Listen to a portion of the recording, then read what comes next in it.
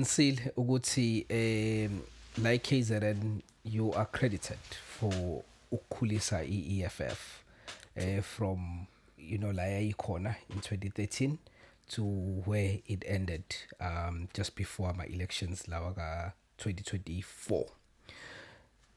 Uthe waxoshwa kwi-EFF.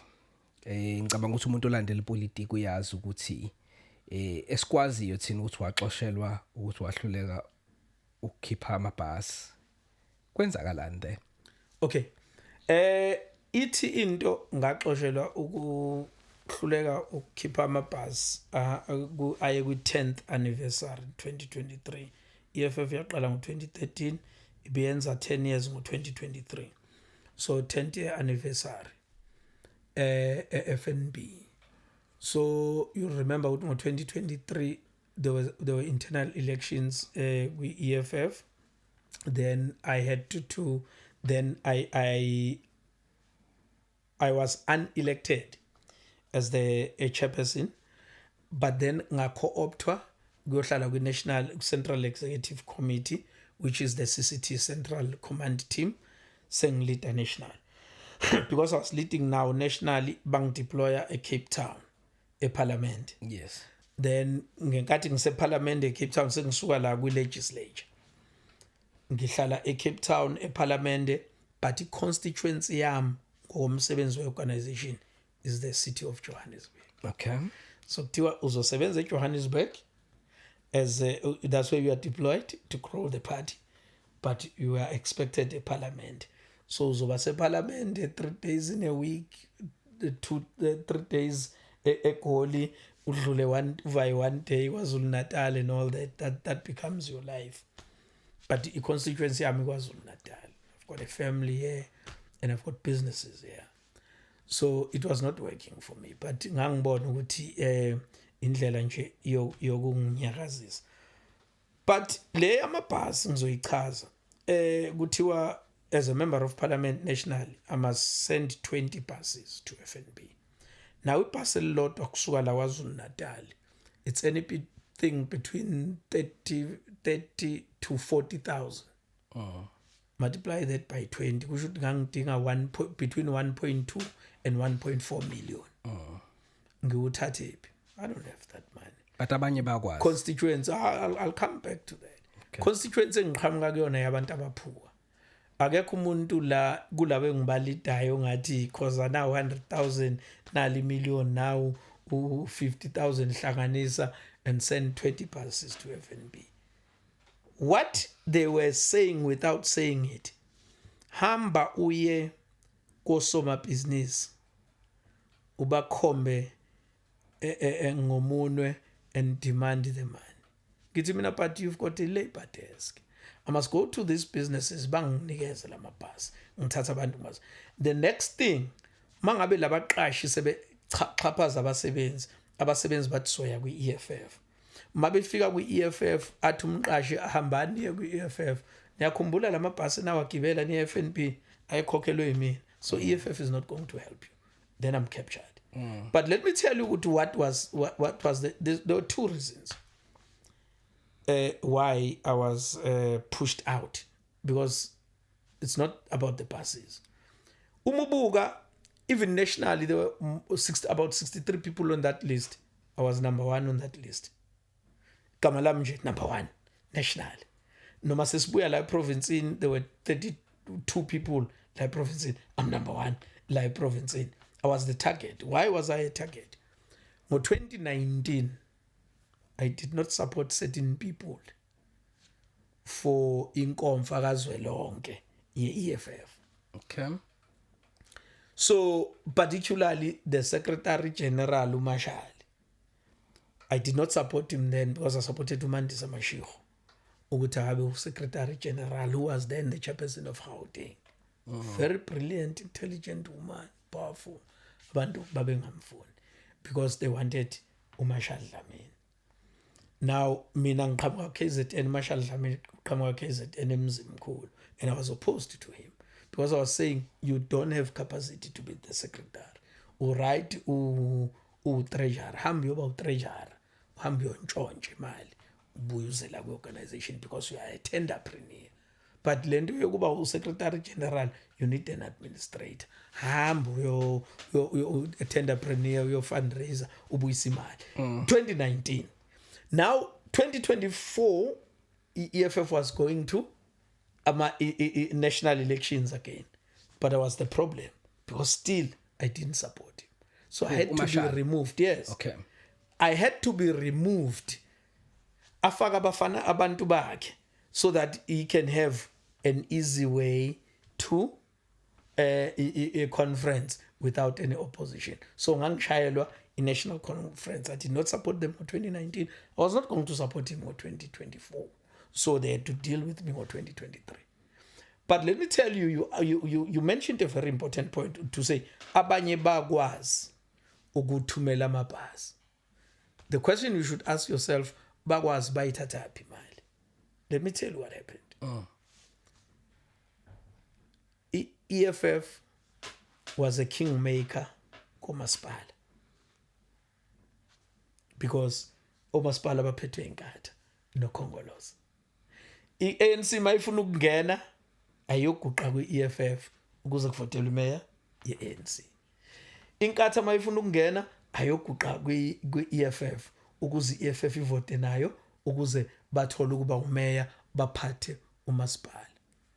uJulius was saying, without saying, hambani niyokhomba inkatha nitshele ninike imali. And he did. That's where they got the money from. Bahamba, I refused. I said, if ngangifuna ukuba corrupt, ngangiyohlala ka-ANC ngibe corrupt and be filthy rich. Ngashi ANC because of corruption ngeza kwi-EFF. I'm not going to be part of this corruption. And he see. I refused. I said, ngangixoshwa manithanda. They expelled me. That's where the money came from. But ekabani le mali? Yabakhokhi bentela. Imali kufanele ngabe yakho umgwaqo. So EFF is equally corrupt njenge-ANC nenkatha. They are the same. And in that financial year, I knew you can go and check it. EFF on that financial year had received from IEC ne parliament, because ama parties ayafund 320 million.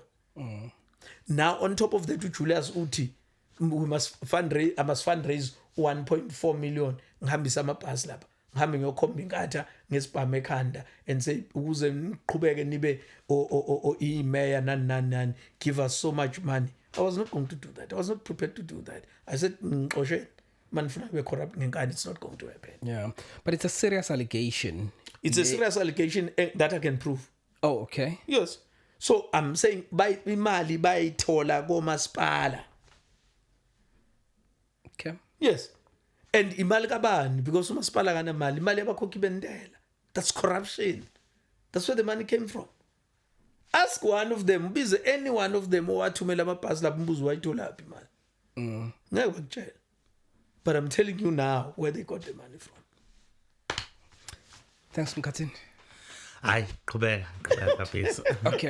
Okay. No. So EFF, I think it is a serious allegation, yes. and I think it would be remiss of us not to follow up on it, even if we don't do it now yes. on this episode. But because I'm hearing it for the first time, yes. But knowing the EFF as a political party, that if you look at the ideology, and it's one of the political parties that are on the left, so it's seen as a progressive party. We don't expect such. Okay, now ngiyakuzwa msakazi, but here's my take. There's an allegation ukuthi uJulius unomuzi ka 21 million. It's on the media now. We that when we know it is only earning 1.2 million a year. So we there's an allegation here now. So where is that money coming from? I'm just making an example. So he's not as clean as he claims to be. Take just one person. Owathumela amabhasi. FNB umbuzo wayithatha man. Sure. Uthatha a million. Sure. No, I mean, mine is not to defend the EFF. No, I understand. All I'm saying is that you in some parties, even I can mention the SACP because they are communists. So there are things that you do not expect. You know, you'll be shocked. You're like, If you I learn didn't from it, expect this from a communist. So it's the same thing that if that's what happened, then skipila. We don't expect communists to be voting with the ANC, but they do, and they're accepting positions from the ANC when the ANC is actually the opposite. The ANC is in bed with the DA, but the same communists are voting with these oppressors, but who, because they support the ANC. So the politics will shock you. Sure. Until you learn when Cyril Ramaphosa says all of you ANC councillors are useless. You are failing to run municipalities. Nihlulwa i-DA. All the best run municipalities are DA. You then say to yourself, here's a guy who's been a president of this organization for almost 10 years. He is saying that. Ithini ngaye? What is it saying about him? He's been saying he's been presiding over an organization that is full of corruption, that is full of useless people, that is full of failures. Baze badlulwe i-DA, but he's the president of it. Ngenkathi ekhomba umuntu ekulaba leminye u4, ikhomba yena, and then you get shocked. So there are a lot of things that are going to shock you in politics. No, Khathini asingene ekhaya lakho elisha. Yes. Africa Mayibuye movement njengamanje. Yes. Uthe abantu bathe bafuna i-political party entsha. Yes. What are the numbers looking like? Bangaki, do we have figures ukuthi bangaki abathe yes bayifuna i-political party entsha nabathe cha abayifuna i-political party entsha? Just for context, ngibuzisa lo mbuzo umongameli we-Mayibuye movement wake wafaka i-poll Twitter ebuza abantu ukuthi bayayidinga i-political party entsha. Overwhelmingly babethi cha abayidingi, babethi akangenzi lutho because wayithi do nothing, bathi do nothing, but that was on Twitter.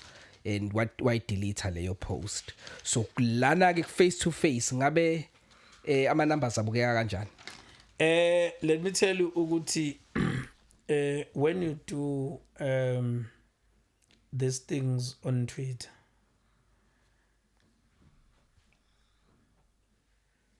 the opposition who are feeling threatened by you are going to say don't, because they know the consequences, because that's a space where you can just buy a time for 50,000 people and say attack, because people do that. It's like mangabe ovoteli umaskandi thizeni, umaskandi avela thengele bonke abantu etime advotani ngawu20 ngawu30. So that's not a credible poll. Let's talk about what was happening at these hearings. Majority of the people, more than 80% of the people that attended, I need you take a sample. Yes. We're saying start a political movement. Okay. Kungabi just your ordinary political party. That's how Mayibuye was born. Okay. So people on the ground were saying that. And let me tell you for free, ukuthi iMayibuye is big. We've been, okay, let me say, I've been a part of starting political parties from scratch. And I can tell you when something is really going to be massive.